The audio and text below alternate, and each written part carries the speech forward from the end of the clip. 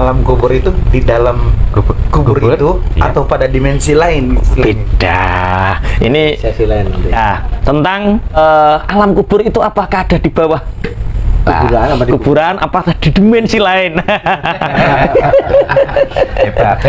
Jadi gini, yang mati itu sebenarnya apa sih? Jasadnya. Nah, ruhnya tidak mati. Ketika ruh diciptakan oleh Allah, maka ini akan terus. Nah, hanya berbeda alam, satu alam ke alam yang lain. Kemudian pertanyaannya, kalau memang ada alam kubur, terus yang merasakan sakit kan fisik. Orang sakit itu digores, jasadnya sakit, tapi roh kan nggak bisa sakit. Bagaimana orang di alam kubur bisa disiksa? Walau karena dia berupa roh, bukan berupa jasad. Ya sekarang tak tanya, Pak Hasan sakit mana Pak Hasan? Di gores gelati sama pangapunten, istri selingkuh misalnya, sakit mana? Sakit istri selingkuh.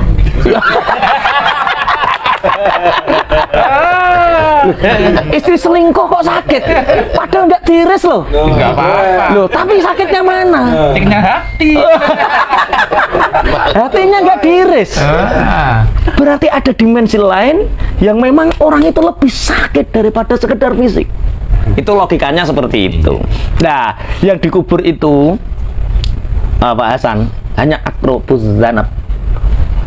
Apa nek ngarani tulang Ekor tulang boten ujung tulang ekor. pokoknya sing bunder Cilik ujung sih. iya ya nek wong Jawa ndarani tulang apa balung kodok. Tulang ekor balung kodok. Dan nggak Oh, bisa, apa balung kodok itu apa nggak bisa ini ya. yang nggak bisa sampai ilayah di situ lah. Kemudian alam kubur itu posisinya di mana, alam barzah itu posisinya di mana, itu hanya Allah yang tahu. Tapi alam kubur itu nyata sebagaimana yang kita nyatakan. Jadi sebenarnya kita ini mimpi Pak Hasan. Nanti bangun kita itu ya setelah kita mati. Di alam kubur itu kita bangun, baru bangun. Ini mimpi kita. Duh, saya di mana ini? Nah itu di alam kubur. Lah, bagaimana dengan orang wong hanya tulang balung apa kodok diziarahi untuk apa? Nah itulah. Innal abrara lafi 'illiyin wa innal fujjara lafi sijjin. Itu ini ibaratnya kita di satu alam namanya alam barzah. Kita berziarah di makam sini. Ini ada internet nyala.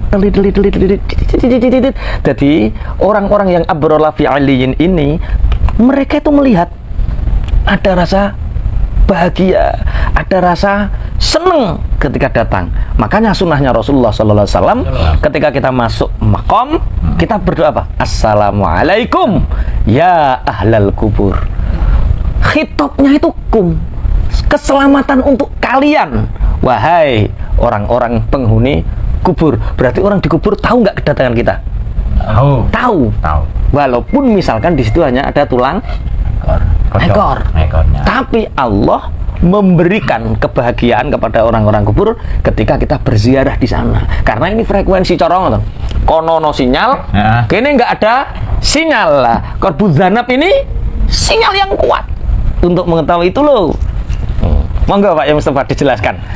Alam kubur. Ini pertanyaan yang sangat bagus ya. Mungkin bersumber begini ya.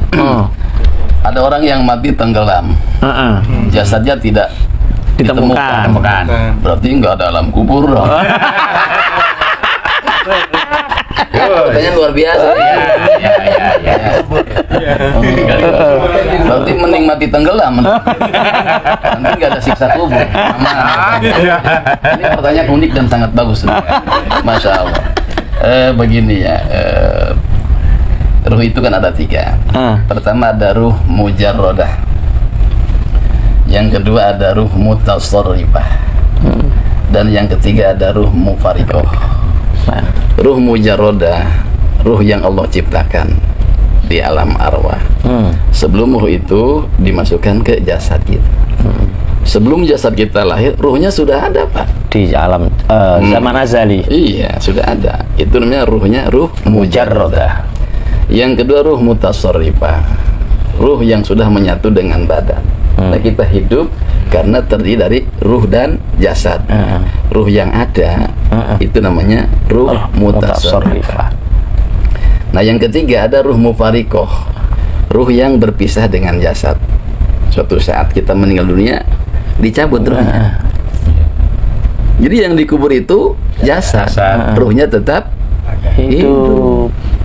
Maka ketika jasad dikubur, ruhnya ada siksa kubur, ya, Ada nikmat kubur. nikmat kubur. Nah, itu bisa dirasakan karena kematian itu hanya berpisah antara ruh dan jasad. Yang dikubur jasadnya, ruhnya tetap hidup. Gitu Pak ya. Jadi walaupun orang yang Ruh berikut jasad apa? Ini yang Nah, ditanyakan itu kan ikhtilaf di jasadnya, antara Pak. para ulama.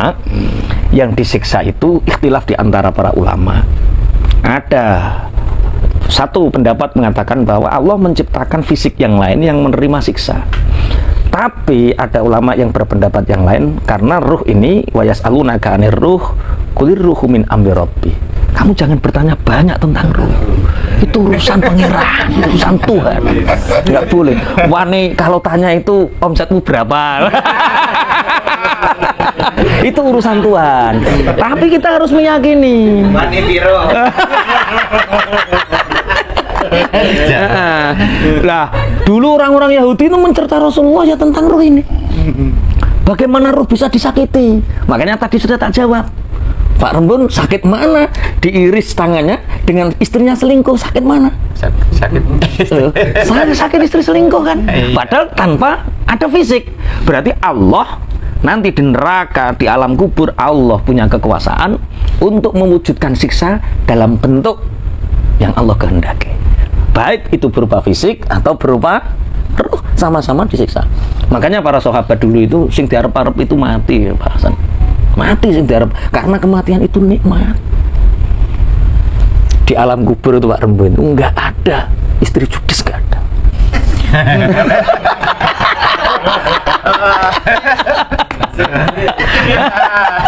Adanya itu bidadari, ngirim makanan. Istrinya kemana? Loh, istrinya Pak Rembun nggak ikut ya? Karena istri soleha itu bidadari itu nggak bisa masak, nggak bisa nyuci. Jadi yang bidadari di surga lebih di dunia lebih hebat lah ya kata. Bisa nyapu juga. bidadari di surga itu termasuk istri kita masuk surga itu akan menjadi ratunya bidadari. Alhamdulillah. Bahkan lebih cantik daripada bidadari. Kenapa? Bidadari di surga nggak ibadah.